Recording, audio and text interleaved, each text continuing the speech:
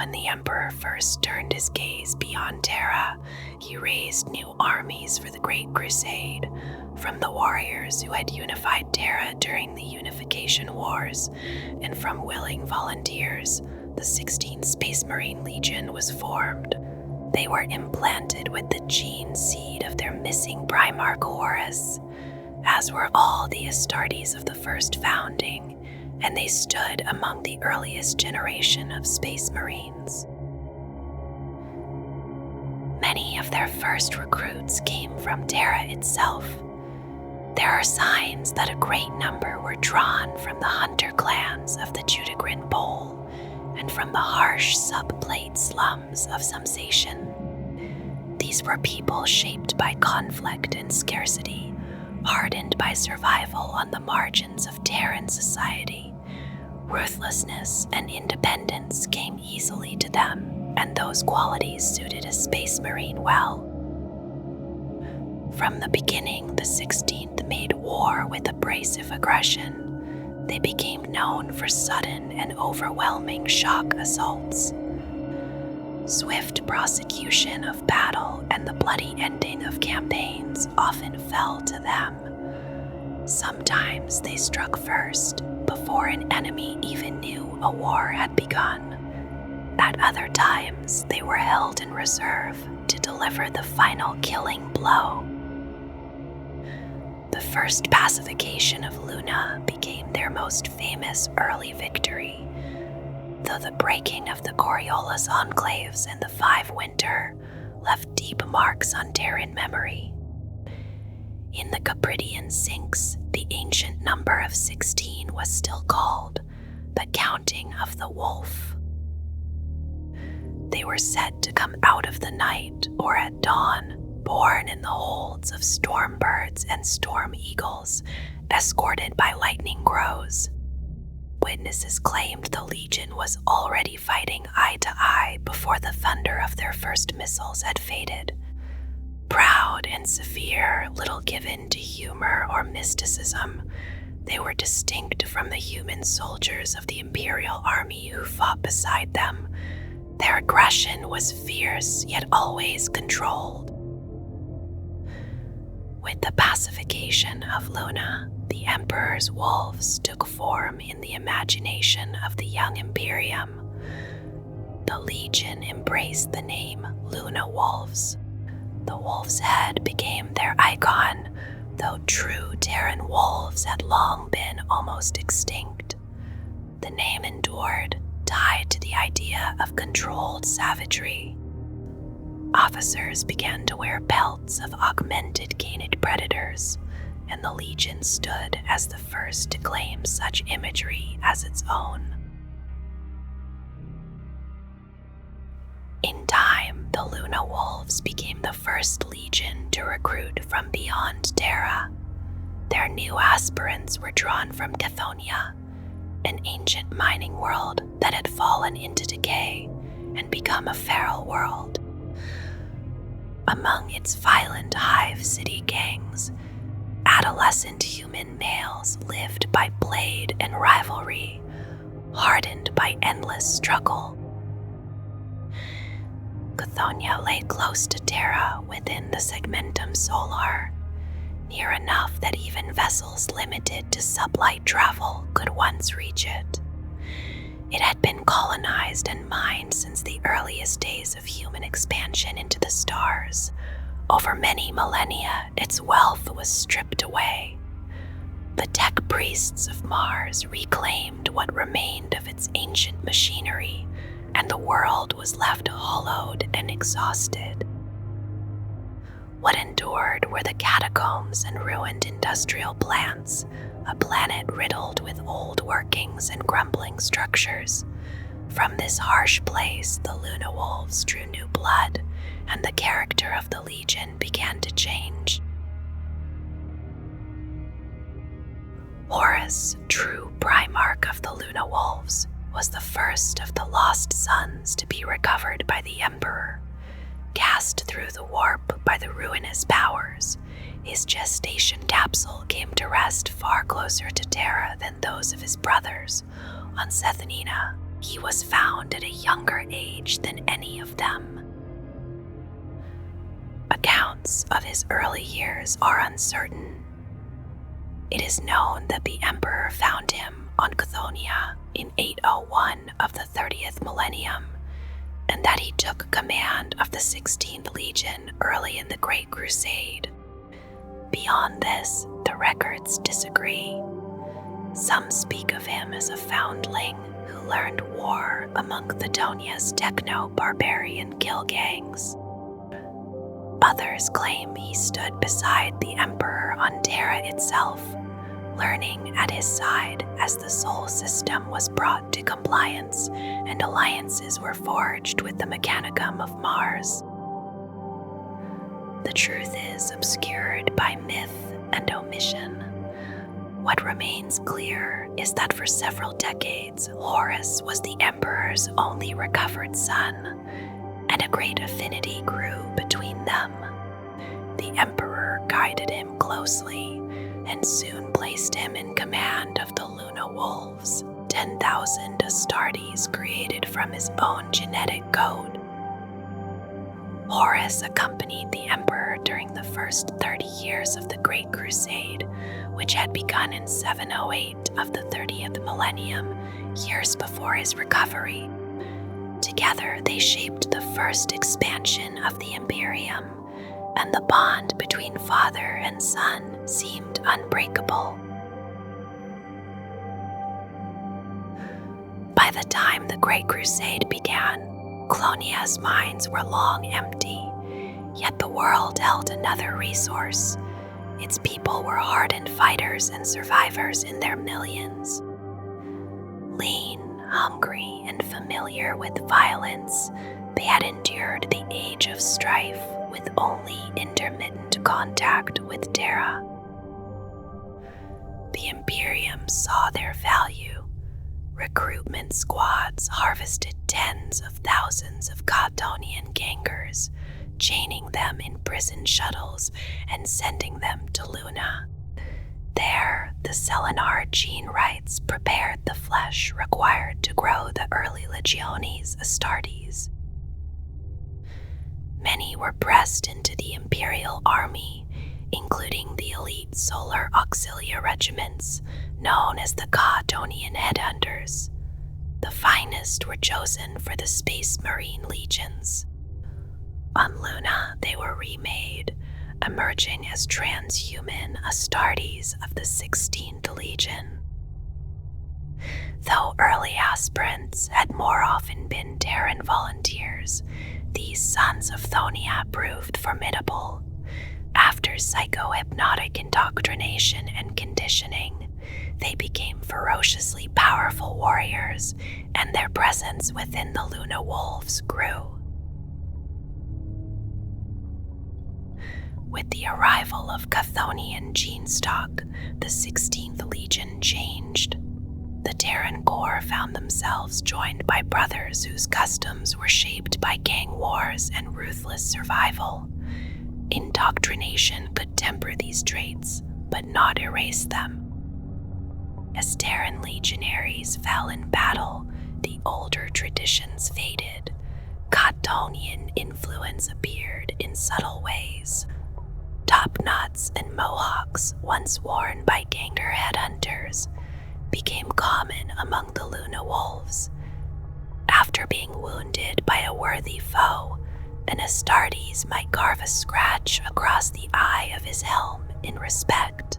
The Chthonian word Abaddon, meaning the cutting of a rival's throat in single combat, came to describe the completion of a campaign. Leadership within the Legion began to reflect the ways of Chthonian gang lords.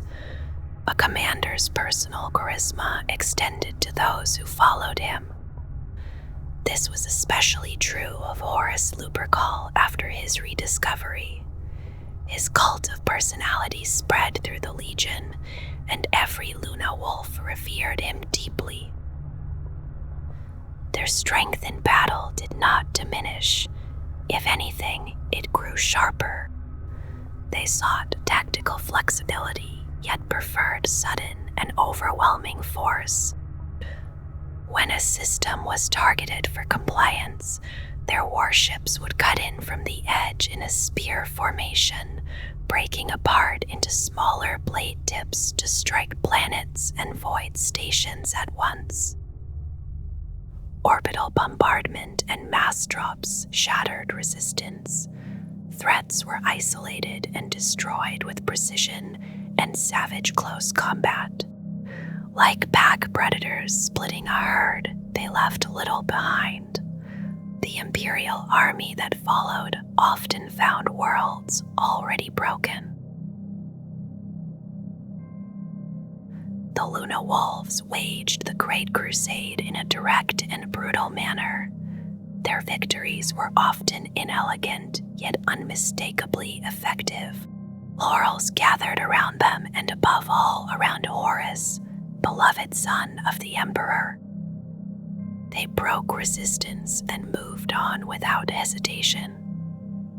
During the conquest of the Sol system, they showed the same mentality learned in Catonian gang wars. Prisoners were burdens, and war was a matter of finding the enemy's strength and cutting it out. Brutal and short conflicts were preferred over drawn-out campaigns. For more than 2 centuries, they pushed back the darkness left by the Age of Strife. Across countless battles, they were rarely defeated. Whether leading vast assaults or supporting Imperial army formations, they excelled. Other legions, sometimes wary of interference, requested placement alongside them. Much of this reputation reflected Horus himself, his charisma, his closeness to the Emperor, and his record of victory set him apart. He wielded the strengths of other legions with rare skill, and many held him to be without peer as commander and ruler, second only to the Emperor.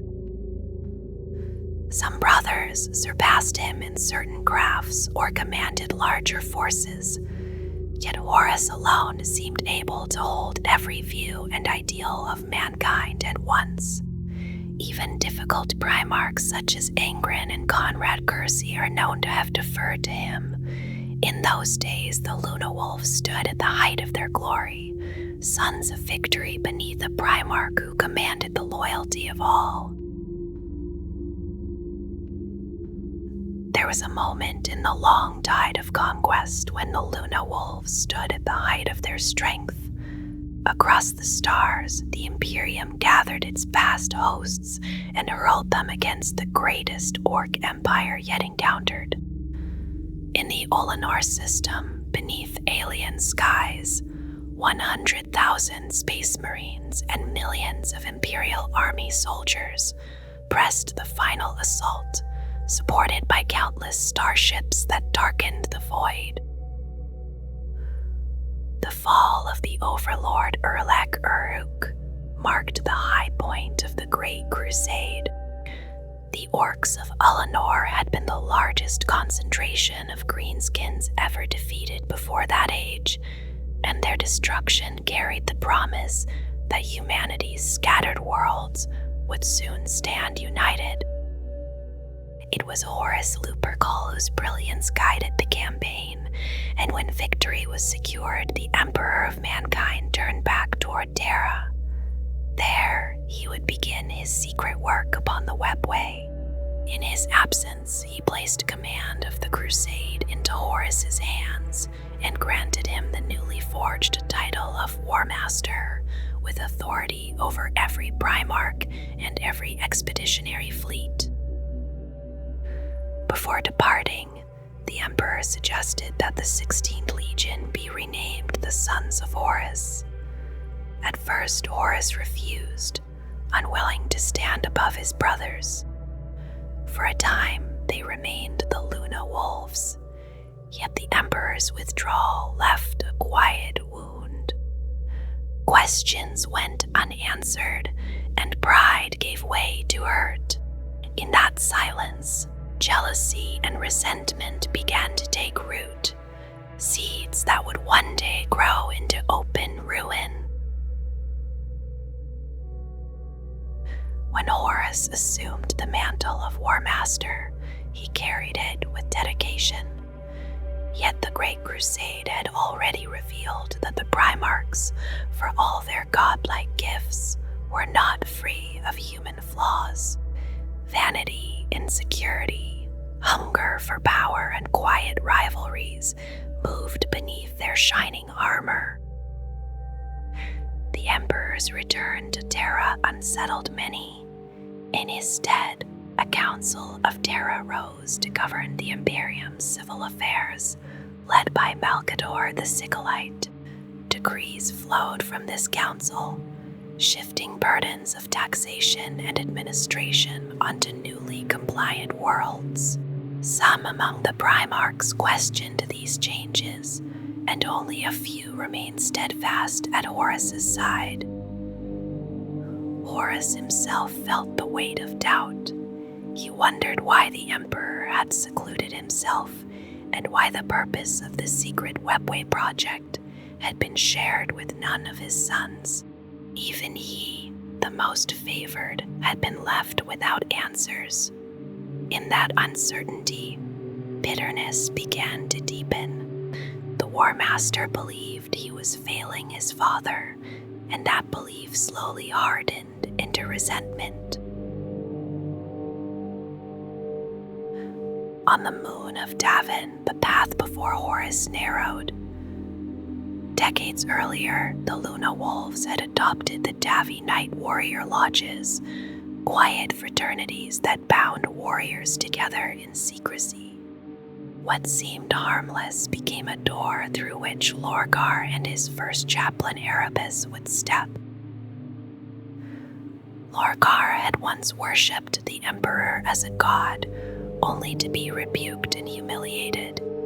His pilgrimage in search of divinity led him instead to the ruinous powers of the warp, and in time the word-bearers fell under their shadow.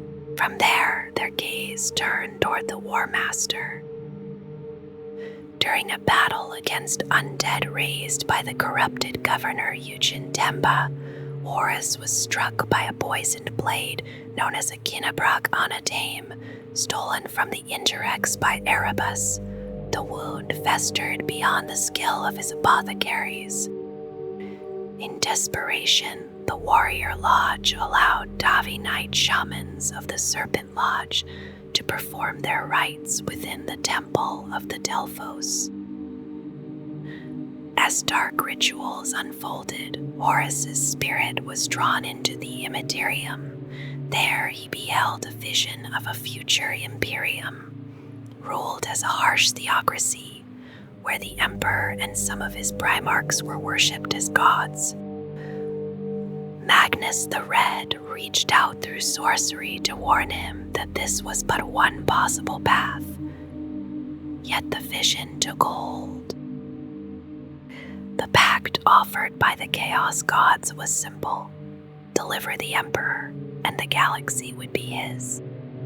Already wounded by jealousy and anger, Horus accepted. His wound was healed, and he returned changed. Renouncing his oath, he led the newly named Sons of Horus into worship of Chaos Undivided, and began drawing other Primarchs into his rebellion. When Magnus attempted to warn the Emperor by breaking through the psychic wards of the Imperial Palace, his message shattered protections surrounding the secret Webway project. Mistaking the act for treachery, the Emperor sent Layman Russ and the Space Wolves toward Prospero. Along the way, Horus persuaded Russ to unleash destruction instead of arrest, and the widening fracture within the Imperium could no longer be concealed. After Davin, those closest to Horus sensed the shift within him. Through the warrior lodge, he began to turn his officers, drawing them quietly into allegiance with the dark gods. The renaming of the Legion to the Sons of Horus now carried deeper meaning, a sign of his claim to stand first among equals. One by one, he reached out to his brothers, speaking to their pride and their grievances. Angron, Fulgrim, and Mortarion were among the first to answer him, and others would follow. The corruption spread beyond the legions, touching the Mechanicum and giving rise to the Dark Mechanicum, dividing ancient allies in what became known as the Schism of Mars. Within his own ranks, loyalty to Horus outweighed loyalty to the Emperor. Many renounced their oaths in secret. Plans formed to purge those who would not bend. On Istvaan, loyalists were cast aside in fire and virus bombardment, and at the drop site massacre, further legions were shattered. What had begun in whispers now burned openly across the stars. The war that followed endured for 9 Terran years and scarred the Imperium beyond measure. Across countless worlds, brother fought brother as escalation answered escalation. At last, Horus carved a path to Terra, and the Sons of Horus stood at the forefront of a vast host of traitors.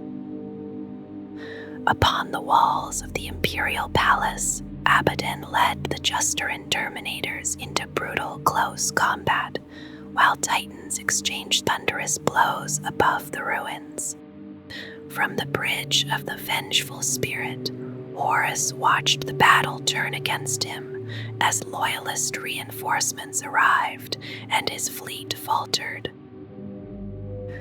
In anger, he lowered his void shields, inviting the Emperor aboard. Father and son met in a struggle of steel and psychic fury. Though Horus struck a mortal blow, the Emperor destroyed his soul. The psychic shock rippled through every son of Horus upon the field. Abaddon returned to the flagship and carried his father's body away, taking up Lightning Claw in a vow of vengeance. Realizing Terra was lost, he led the Legion into retreat. In the years that followed, conflict reached even Chthoniya. Loyalist forces besieged it, and later, traitor fleets sought to reclaim it. Battles raged across its surface until the Dark Angels intervened, bombarding the world and detonating vortex bombs that tore open warp rifts.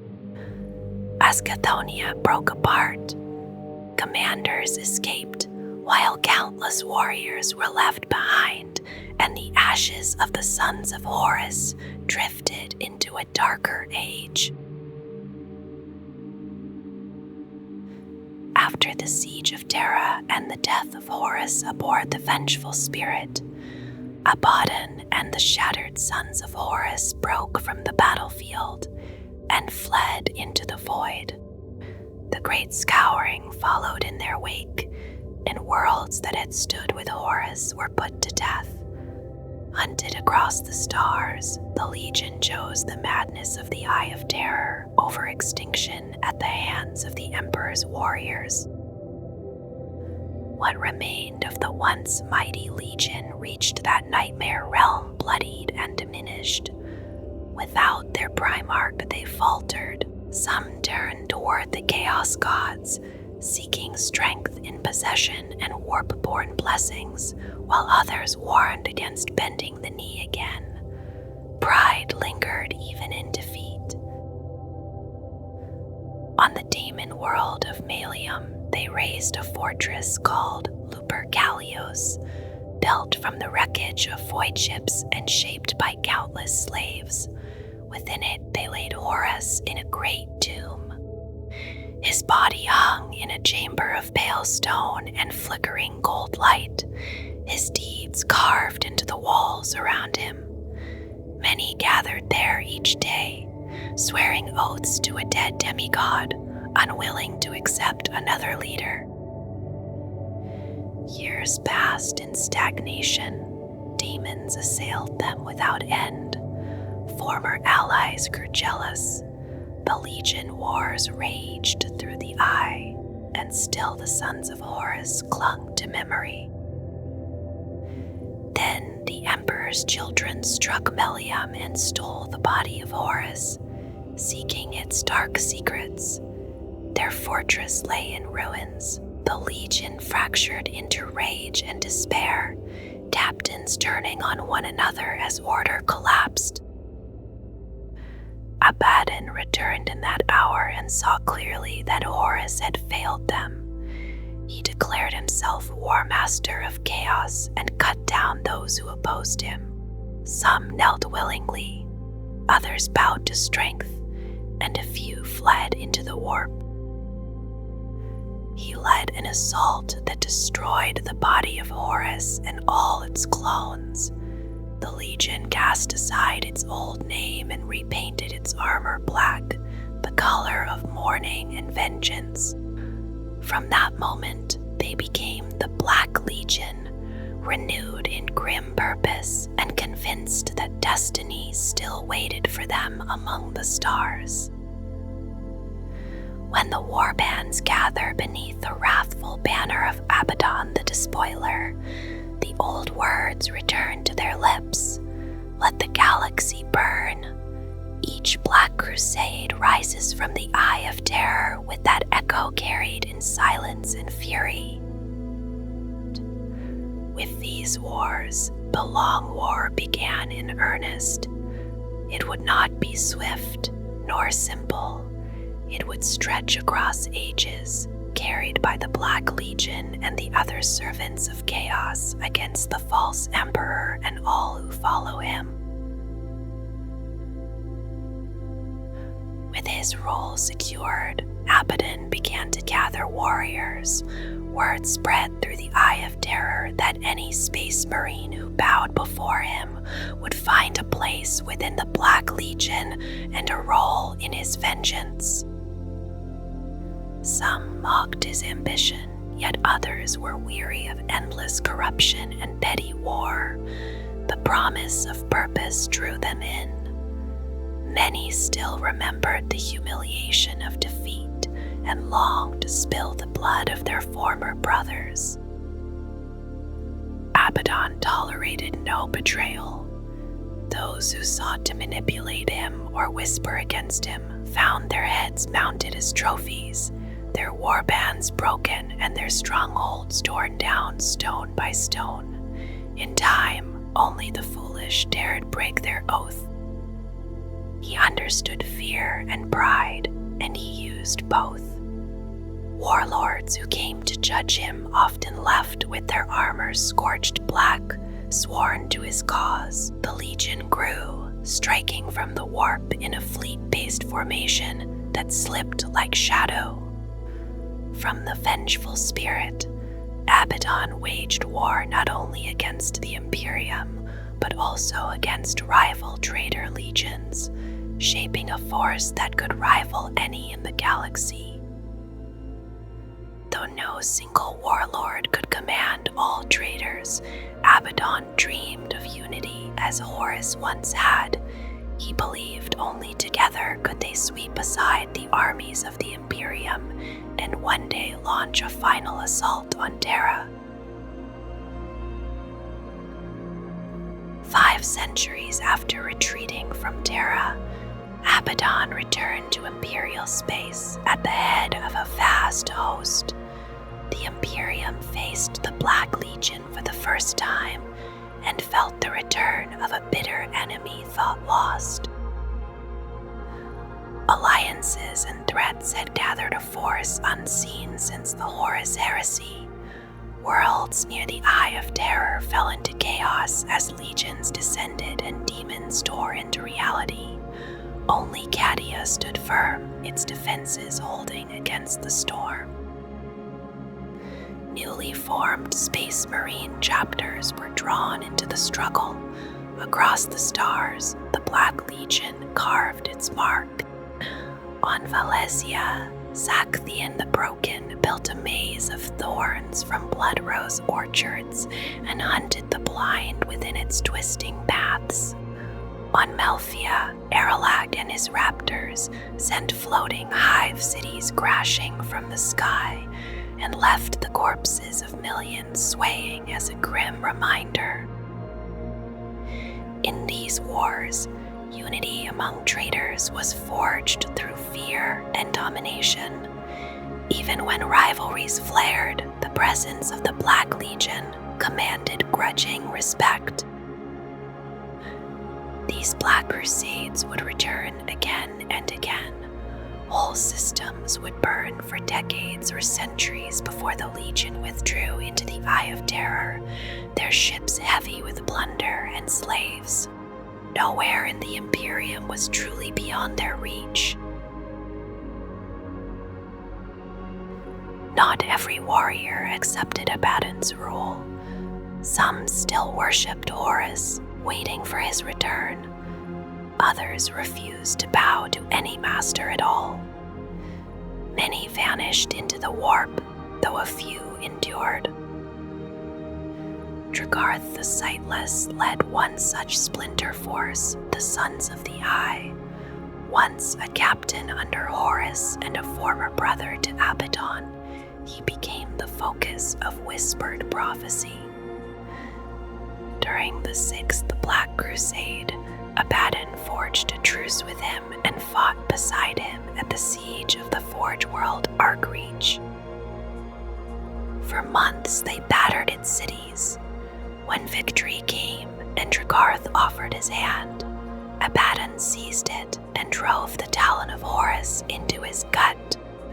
Drecarth lived just long enough to see his warriors bow and be drawn back into the Black Legion before his skull and spine were torn free. The warning was clear, and it lingered. As the First Black Crusade raged and worlds burned, Abaddon pursued a different path. From the despair unleashed into the warp, he forged a secret bargain. In return, the Dark Gods revealed the hidden Tower of Silence on the world of Urulin. Guided by sorcerers and a concealed path through the warp, he reached that shadowed place without passing the Cadian Gate. Within the tower, ancient constructs of dark energy assailed him and his chosen warriors, tearing at body and soul. He descended into a mirrored labyrinth and wandered its haunted depths, driving back spirits that sought to claim him. At the center hung a shard of shifting darkness. From it, he drew the demon sword Dragnien into reality. With the blade in his grasp, his power swelled. Cities burned in sacrifice. Armies were torn apart by warp-spawned horrors, and the Warmaster of Chaos stood renewed, favored, and terrible. Empowered and triumphant, the Black Legion rose during the First Black Crusade. Victories and bloodshed washed over old memories of defeat. Though the crusade ended, it left scars across countless worlds. The Imperium had gathered Space Marine chapters and Titan legions to resist, yet millions were dragged screaming back into the Eye of Terror.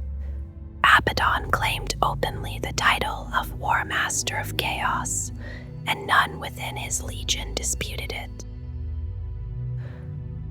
Among the traitor legions, respect returned.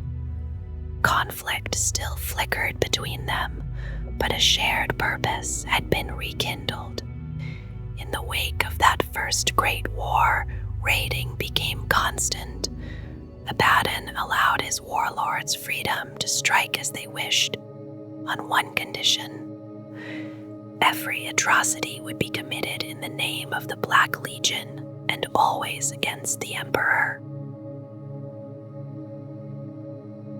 In the early days, the warriors of the Space Marine legions marched to war in armor the color of storm clouds.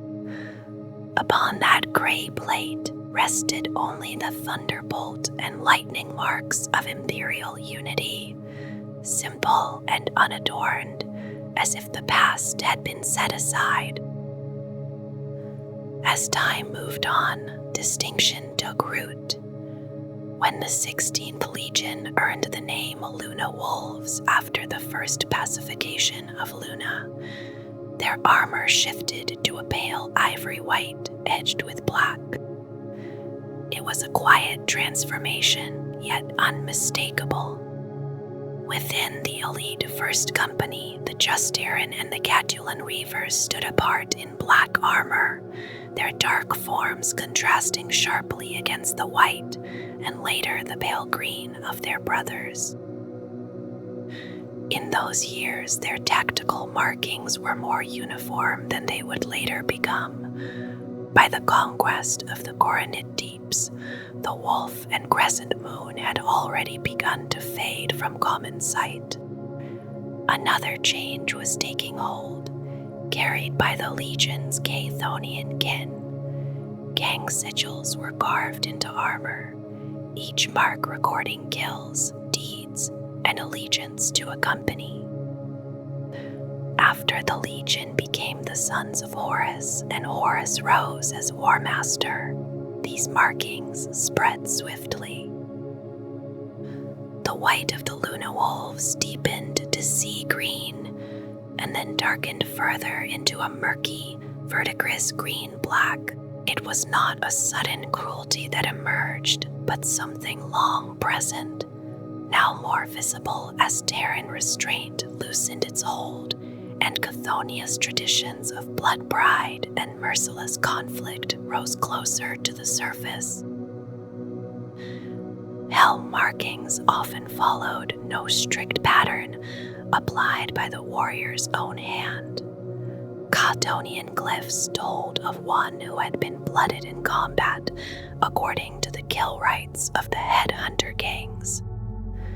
Many among the Luna Wolves and later the Sons of Horus practiced the taking of a defeated champion's skull, dipping it in liquid gold as a personal trophy. Officers bore few signs of rank, and when they did, those symbols echoed the personal glyphs of captains and chieftains. Even dreadnoughts, ancient and enduring, carried mementos of their greatest deeds upon their armor.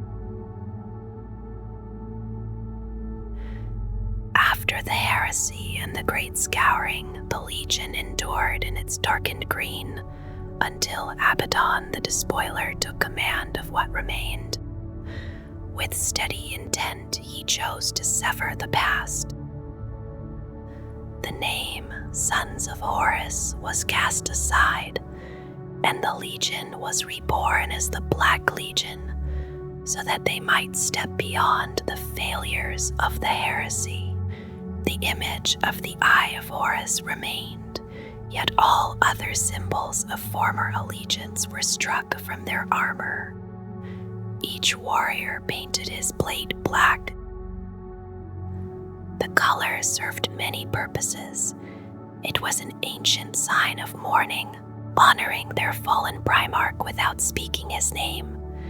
It was also a reminder that he had failed, and that such failure must be drowned in the blood of their enemies. More than shame, the black armor became a unifying banner. In Abaddon's vision of a great war against the Imperium, it bound the traitor legions together. So powerful did the symbol become that few other war bands chose to wear black, for it spoke clearly of devotion to Abaddon and of oaths forsaken in his name. When they were the Luna Wolves, the Legion bore a wolf's head set over an inverted crescent moon. It was a mark that spoke plainly of their name and their origin. With their rebirth as the Sons of Horus, the badge changed. the wolf and moon gave way to a stylized eye above a cross, known as the Eye of Terra. In time, that symbol would be remembered across the Imperium as the Eye of Horus. After the heresy, when the Legion rose again as the Black Legion, the Eye of Horus remained, yet it was now laid over the 8-pointed Star of Chaos, a final sign of what they had become and the path they would follow. The homeworld of the 16th Legion was once the ancient mining world of Chthoniya. That world no longer exists. In the centuries that followed the Horus Heresy, it seems to have lost its geostructural integrity, breaking apart into drifting asteroids and debris. Long before its end, the planet had already been hollowed out, or had been drawn from it so deeply that tunnels reached toward its dead core, and the gangers who made up most of its population may have first been brought there as work teams, sent to keep those crumbling passages from collapse. Some among the Imperial savants have wondered whether the destruction was not an accident at all. There is quiet conjecture that Chthoniya was deliberately broken by the Imperium after the Horus Heresy ended. When the loyalist Astartes legions moved during the Great Scouring to purge the homeworlds of the traitor legions and cleanse them of chaos corruption. In time, the Black Legion would lose even their fortress upon the daemon world of Malium within the Eye of Terror. That stronghold was destroyed by an alliance of Chaos Space Marines who sought to seize the body of the Warmaster Horus, acting at the insistence of the former Emperor's children apothecary Fabius Bile. Since that loss, the Black Legion has not claimed any single planet as its base. Instead, it remains among the stars, stationed upon various spacecraft that drift within their vast fleet in the Eye of Terror. Among those vessels endures one ancient battle barge from their original fleet, the Vengeful Spirit, once the flagship of Horus himself. Around it sail other ships taken from the Imperium across the long millennia. Many of the oldest Imperial Army starships that turned in rebellion during the Horus Heresy now serve beneath Abaddon's command, joined by newer creations such as the Planet Killer, constructed within the Eye of Terror over the span of 10,000 years. Before the dark turning on the feral world of Davin, the gene seed of the Black Legion was spoken of as flawless. It carried the strength of Horus himself, drawn from his own genome, and many believed he stood above all the Primarchs. In those days, there was no shadow upon it. It was pure, potent, and steady. Then came the moment when Horus was brought back from the brink of death within the Serpent Temple, through the workings of Chaos Sorcerers and the touch of the ruinous powers. After that corruption took hold, something within the Legion began to change. Their Space Marines started to show random genetic mutations, subtle at first, then undeniable. It is likely that this taint now rests within their gene seed, as it does among almost all of the traitor legions. Many among the legion seek demonic possession, and that practice may have hastened the change. Yet these mutations are not hidden away. They are displayed with pride, seen as signs of favor from the Chaos Gods. But pride cannot mend what has been broken. The Legion can no longer create new Astartes from its own gene seed.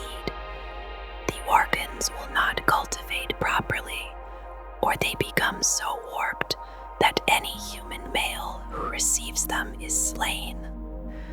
This failure to replace their losses weighs upon them, as it does upon all traitor legions, and drives them to hunt for uncorrupted Imperial Space Marine gene seed wherever it may be found.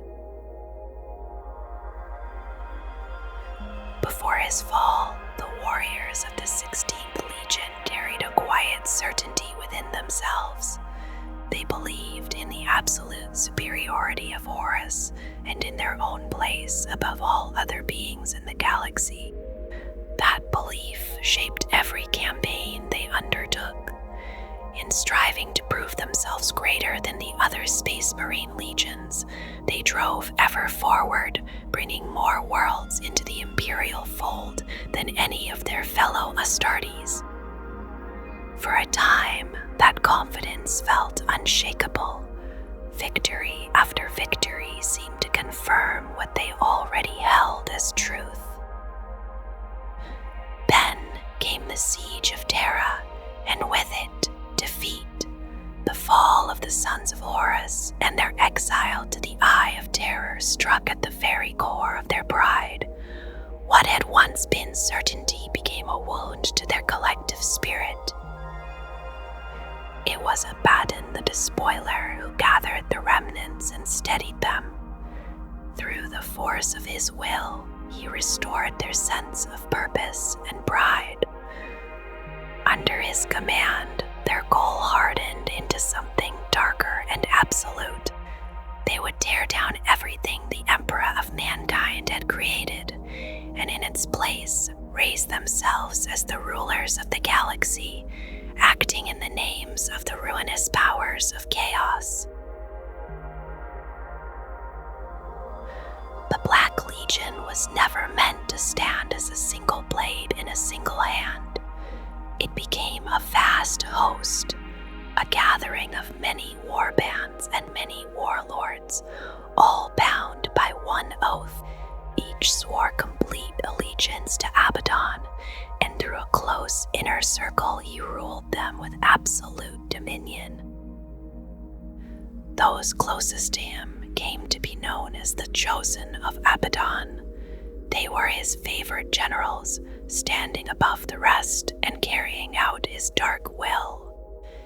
In them there lingered a warped reflection of the old Luna Wolves Mournival, the brotherhood in which he had once taken part.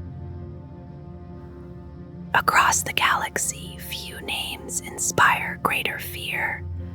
The Chosen are spoken of as tyrants without mercy, eager to put whole worlds to the sword in the name of chaos.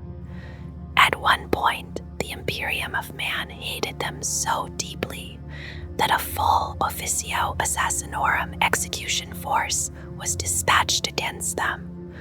4 assassins infiltrated Abaddon's flagship, an extraordinary measure, for it is rare for even one to be sent. Yet Abaddon learned of the attack. He prepared a trap, and when the moment came, all 4 assassins were slain. His Chosen endured. Their titles shift with time. Each reflects deeds from past Black Crusades or honors acts of cruelty that have become infamous. Their numbers are never fixed. Abaddon does not forgive failure, and those who falter are removed. Among them stand 4 great titles, each bearing its own weight within the Legion. The Lord Ravager commands the invasion fleets of the Black Crusades and serves as Admiral of the Black Fleet.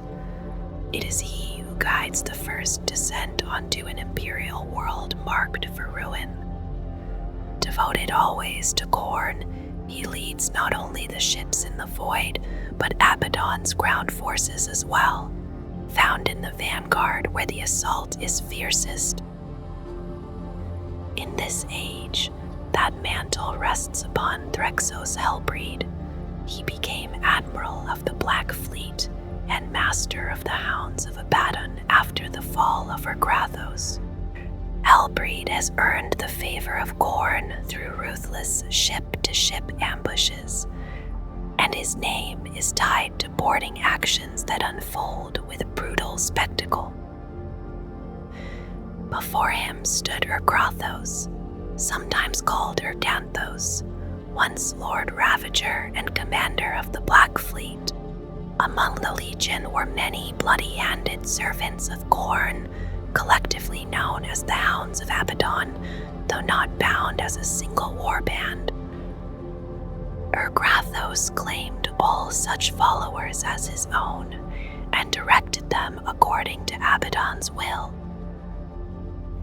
He had ascended as a Daemon Prince after pleasing the Blood God, yet during the 13th Black Crusade, he was temporarily slain upon Cadia.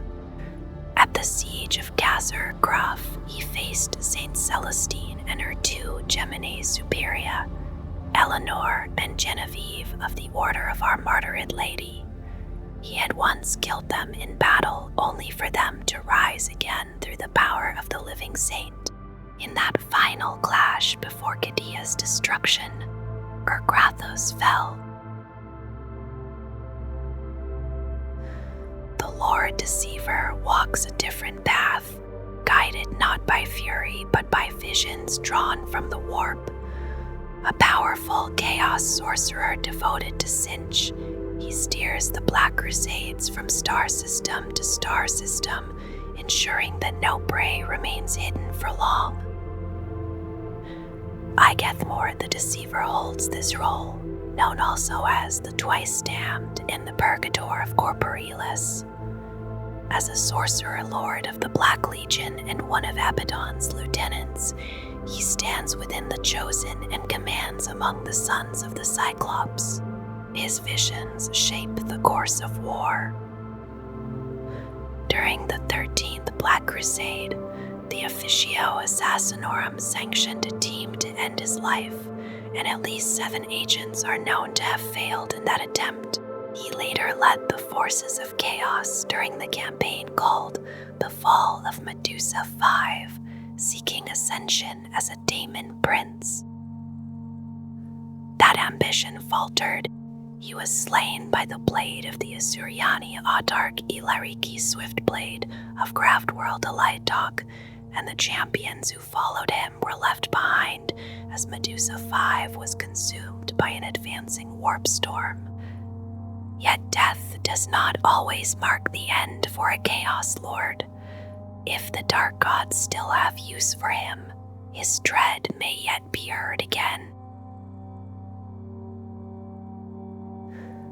The Lord Corruptor moves among the Legion with a different purpose. Devoted to Nurgle, he spreads fear and corruption before the Black Fleet arrives, and ensures that lesser warlords remain obedient through brutality and terror. His trophy rack bears the skulls of those who failed to the despoiler.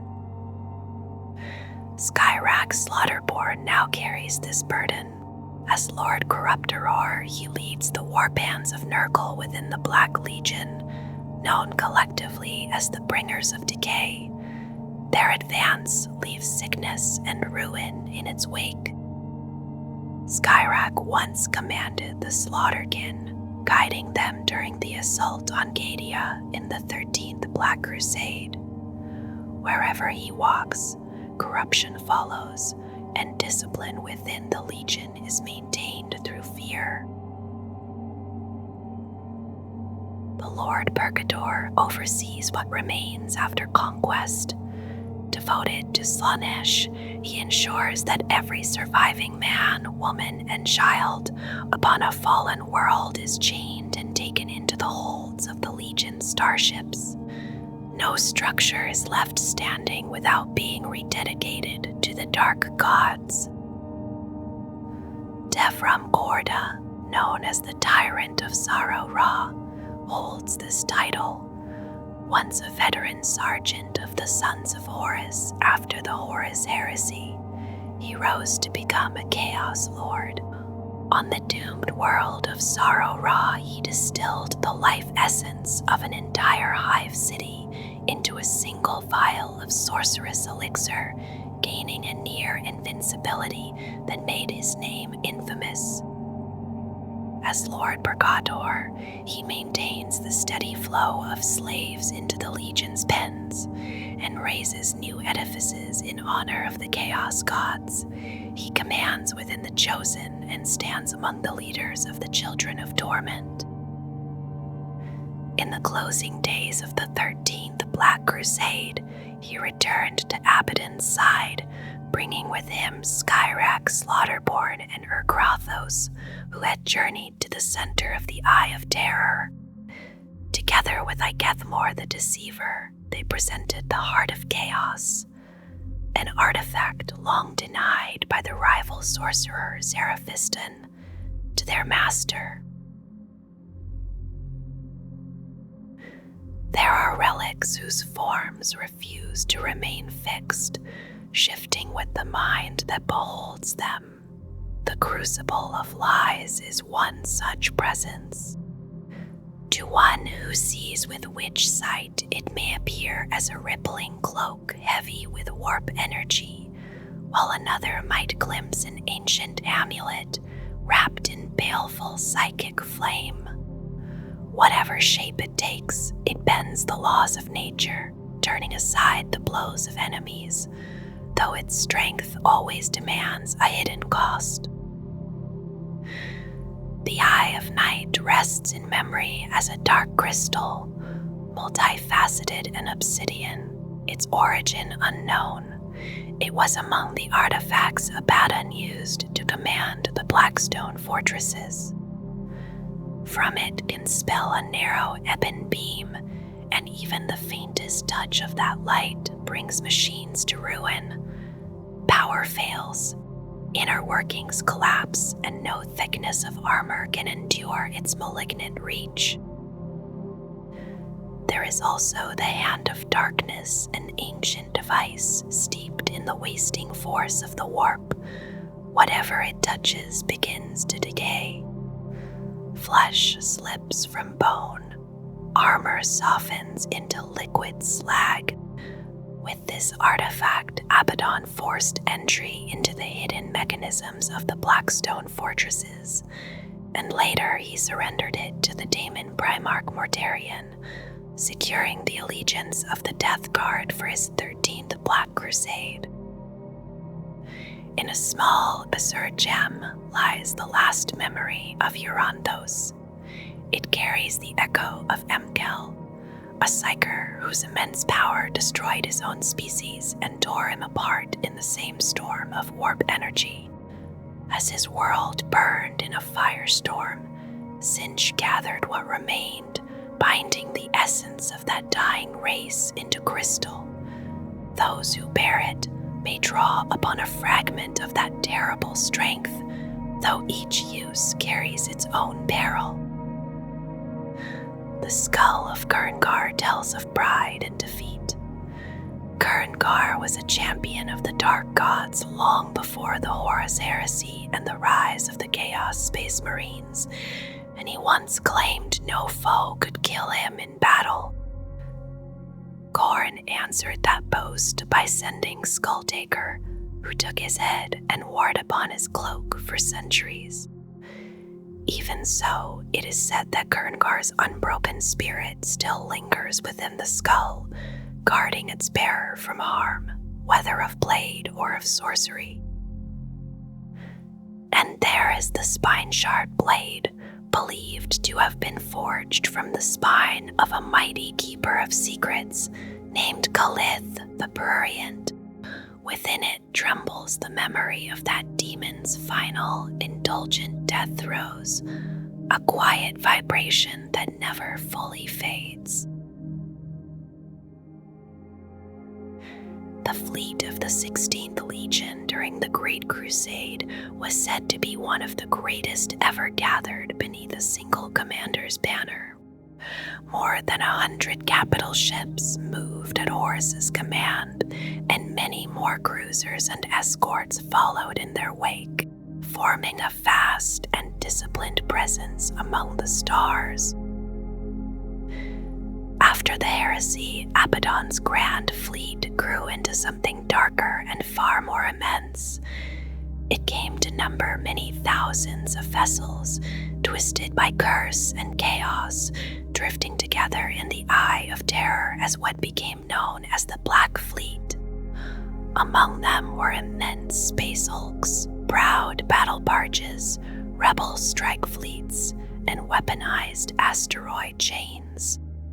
Repulsive class grand cruisers sailed beside Desolator and Despoiler class battleships, and heavy cruisers of the Hades, Styx, and Lethe patterns moved in grim procession among countless other warships. One vessel stood apart in its terrible purpose. The Planet Killer carried the Armageddon gun, a weapon capable of destroying an entire world in a single night. Its presence alone was enough to darken the thoughts of those who faced it. Yet even greater were the ancient Blackstone fortresses, alien starbases of impossible scale that once anchored entire subsectors of the galaxy. Each one held power beyond mortal imagining, at once immovable and unstoppable.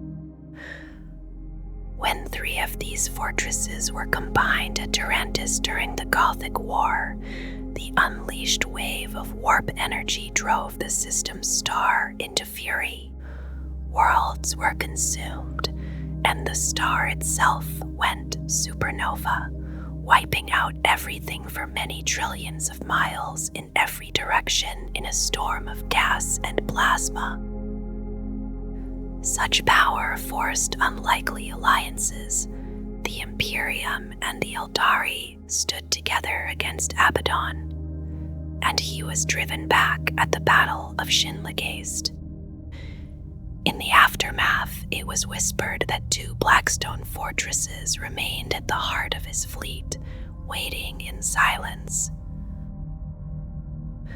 During the 13th Black Crusade, one of them, the Will of Eternity, was brought against Cadia. It was battered in battle with the Imperial Fist's Star Fortress phalanx, yet in the end it was hurled as a vast projectile into the surface of that fortress world, securing victory for chaos. Another Blackstone fortress passed into the hands of the Red Corsairs within the Maelstrom, where it would play its part in efforts to halt the resurrected Primarch Roboot Gilliman during the Terran Crusade. At the center of this armada still drifts the Vengeful Spirit, a Gloriana-class battleship that once bore Horus himself. It was upon that vessel that the final battle between the Emperor of Mankind and the Warmaster was fought, and there that Horus's life and soul were extinguished. The ship was claimed by Abaddon and remains his flagship even now. Other vessels have their own quiet histories. The Merciless Death, once of 3 of its class to turn to chaos, plagued the Imperium for nearly 6 millennia before its disruption in the Pandarax campaign during the 4th Battle of the Sunward Gap by the Dark Angels, the Grey Knights, and the Navis Imperialis. The Harbinger of Doom, once called the Magna Tyrannus, has served the Legion since the Great Crusade and has often carried Abaddon's banner. There were grand cruisers such as Voronox and Leonis, the Blade of Damnation and the Castigator, and the Promise of Absolution, which bore almost 2,000 heretic Astartes and tens of thousands of mortals and beastmen before it was lost with all hands in the First Black Crusade. The Scarred Crown and the Oath of Knives were destroyed during the Legion Wars by Thegas Darvik of the Death Guard. Even the frigate Skies of Wrath took part in that First Crusade. Together they form a shadowed armada, vast and patient, gathered within the Eye of Terror and waiting for the moment when it will once again surge outward into the stars. The Space Marines of the Emperor's Legiones Astartes were shaped to be more than mortal. They were engineered, indoctrinated, and hardened in body and mind for endless war. Yet each legion carried its own nature, formed by gene seed and by culture, and that quiet difference guided how they fought. Among them, the sons of Horus were known for striking where the enemy was weakest. They believed in overwhelming force, delivered with precision and cruelty. A single savage blow could shatter command cadres, tear apart vital support structures, and break the pride of an opposing army. Often, that one decisive assault was enough to turn the course of an entire conflict. Individually, they embraced the same merciless instinct. Like the wolves they had once been named for, they moved swiftly toward weakness. An exposed foe would be surrounded, overwhelmed, and torn down before any chance of recovery could come. The Legion was adaptable, able to answer nearly any battlefield demand.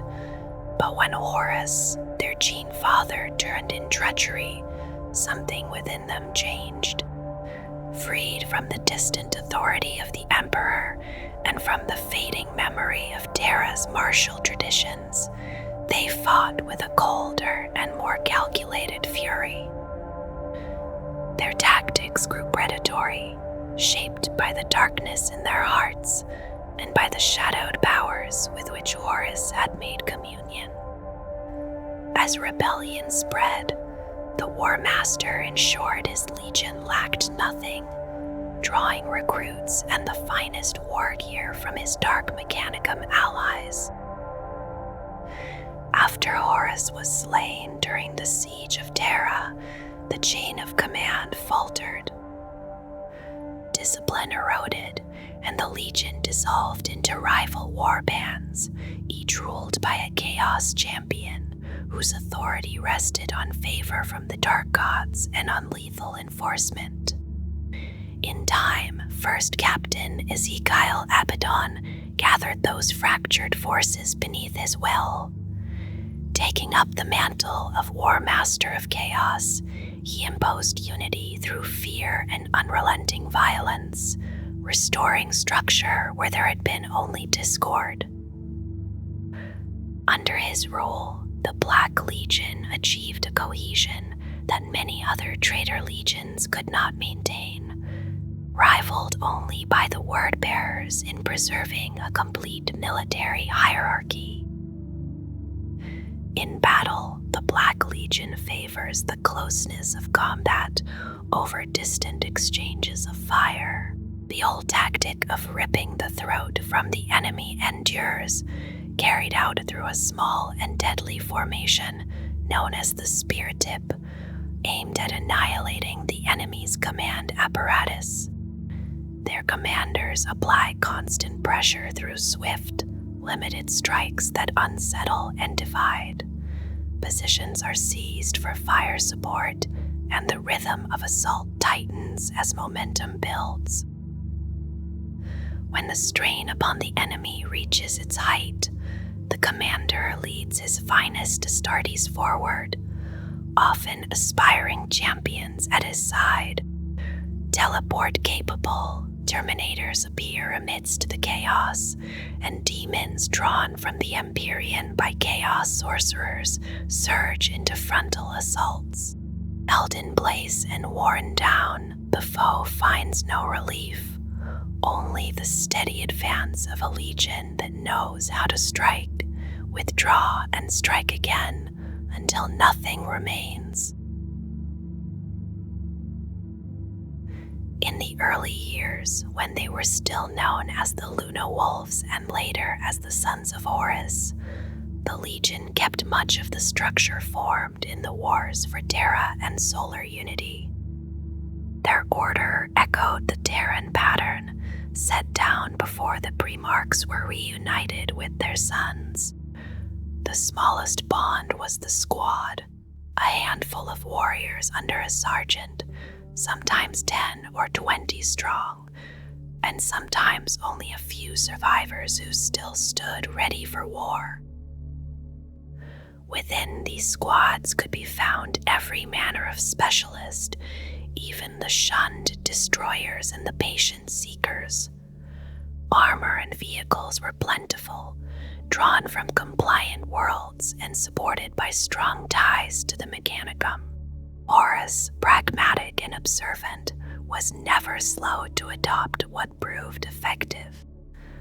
After the electrical onslaught, Breacher squads bearing storm shields became more common, and his vocal support of tactical dreadnought armor placed his legion among the first to master Terminator assaults. Tactical squads stood at the heart of his thinking. They outnumbered all others, held in reserve when needed, then released as despoiler squads to pour fire into a weakening line and close with brutal efficiency. Their success was such that other legions followed the example. The company formed the true measure of the legion in war. There was no rigid strength. Some were small, others vast.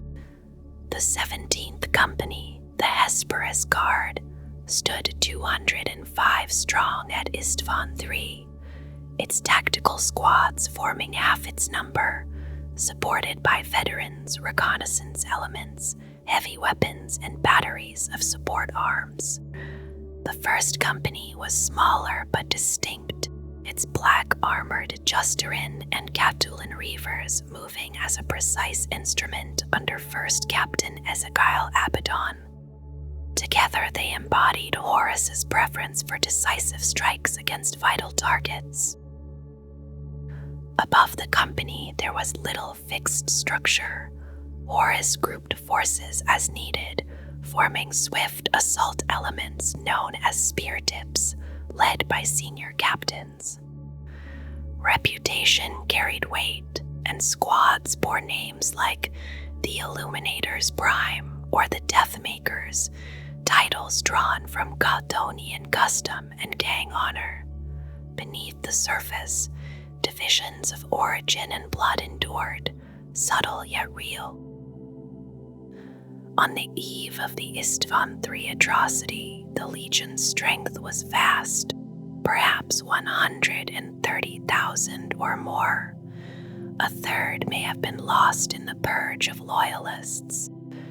Their fleet numbered well over 100 capital ships, and many more cruisers and escorts. After the battle, tens of thousands lay dead or missing. It is thought that Horus grew cautious thereafter, preserving strength for the greater war yet to come. When the Warmaster advanced into the Coronid Deeps, his armored strength had been restored.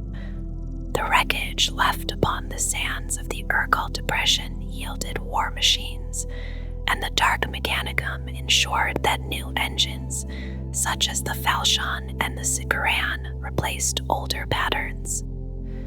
Tribute from conquered worlds flowed first to Horus's own legion.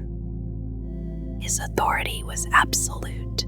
Beneath him stood his captains, then the sergeants, and where squads gathered for a purpose, a chieftain was chosen for skill rather than age. Prestige mattered deeply. Campaigns fought, honors earned, and long service shaped quiet hierarchies within each rank.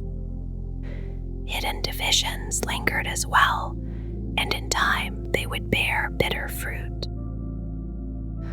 Among the captains, subtle distinctions held sway. Lower numbered companies often commanded greater respect.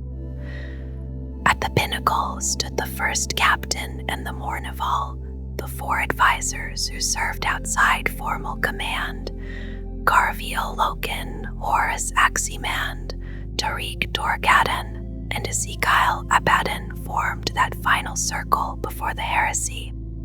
They counseled Horus in war and politics alike, meeting by moonlight, each helm marked with a different lunar phase, their oaths sworn over a reflected moon. Though they held no formal power above their peers, their bond shaped the temper of the Legion. The Justaeran Terminator squads, clad in black, led assaults where resistance was thickest, striking at the heart of the foe. Alongside them moved the Cthulhan Reaver assault squads, masters of harrowing strikes and swift devastation. Used together, they revealed the precision and overwhelming force that Horus favored. Reaver attack squads emerged from earlier despoilers and assault units, shaped by the fierce traditions of Chthoniya. They struck swiftly, crippling leaders and spreading panic, leaving confusion in their wake. Despoiler squads waited in reserve, then surged forward with saturating fire and close combat blades when a weakness showed itself. Destroyer squads carried darker tools, rad weapons, bioalchem munitions, and the burning horror of phosphex marked them apart, their armor scarred and blackened. Though shunned, their relic arms could shatter the hardest defense. Seeker squads moved with patient aim, identifying warlords and priests amid the chaos, and ending them with a single well-placed bolt, aided by special issue ammunition. During the invasion of the Coronid Deeps, the 28th Armored Assault Company, known as the Backbreakers, claimed honors at Lascaux and Terra Canis before helping to bring down Hive Ilium on Mauna Kea. Tanks and super heavy engines forced paths through dense city streets, while infantry shielded them from flanking foes. In time, during the Great Scouring, this company ceased in its old form, and from its remnants arose the Sarasan Iron Pact, still heavily mechanized and relentless. After the Drop Site Massacre, another formation appeared, the Luperci, Brothers of the Wolf in Godonian speech, were possessed warriors formed with the aid of the Word Bearers, a mirror to the Gal Vorbak. They first took the field at the Battle of Molech, their nature already changed. With the death of Horus at the Siege of Terra, order within the Legion unraveled. Companies and squads broke apart, and the survivors formed war bands led by Chaos champions, some former officers, others newly risen through violent devotion to the ruinous powers. When a great raid loomed, these war bands gathered beneath a stronger hand, sometimes even under Abaddon himself as Warmaster of Chaos Undivided. Only during a Black Crusade does the whole Black Legion truly assemble. Before their Primarchs' fall, the Legion believed in his supremacy and in their own. They brought many worlds into compliance, though others often labored to pacify what they left behind. Defeat and exile wounded their pride deeply, and from that wound grew a fierce resolve to reclaim primacy and to cast down the Corpse Emperor upon Terra. Over 10,000 years they have drawn countless war bands into their fold. All bend the knee to Abaddon and wear black and gold in his honor, though many favor one of the Chaos gods.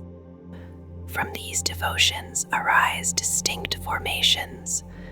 The Aphotic Blade stands as Abaddon's personal guard, Terminator Elite, known as the Bringers of Despair, The hounds of Abaddon charge in Khorne's name, howling into close combat under Agrathos. The bringers of decay spread Nurgle's corruption beneath Skyrak's slaughterborn.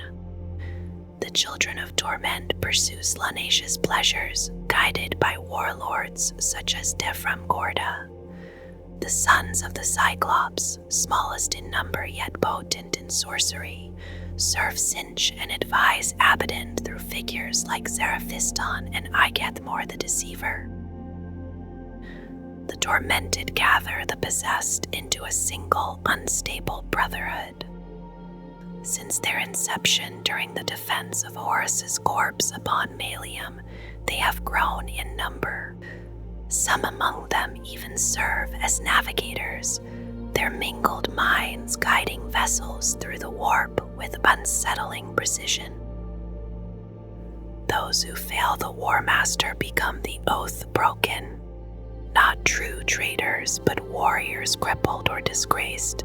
They lose the favor of both mortal and immortal masters. Without the blessings of the warp to restore them, they fashion crude replacements, blades stitched to stumps, and alien limbs forced into place. Their hatred burns fiercely, for they long to rise again in chaos's regard. The Saracen Iron Pact now stands within Abaddon's inner circle, tracing its lineage to the 28th Armored Assault Company. Once active across many campaigns, especially in the northern war zones of the Segmentum Obscurus, they were mounted in tanks and heavy transports. After the Scouring fractured their ranks, what remained became a cadre of veteran vehicle crews, commanding Spartan assault transports and land raiders. When Abaddon unleashes his chosen Terminators against the most fortified positions, it is the Iron Pact that bears them through fire and ruin. In the dark years after their Primarch's death, not all accepted Abaddon's claim at Malium. Some remained loyal to Horus's memory, others rejected all masters and vanished into the Eye of Terror. Those who returned in defiance became known as the Thrice-Cursed Traitors. Among them were the Sons of the Eye, led by Drecarth the Sightless. Once a brother beside Abaddon, he deemed him a usurper and marked his warriors by cutting through the eye of Horus upon their armor.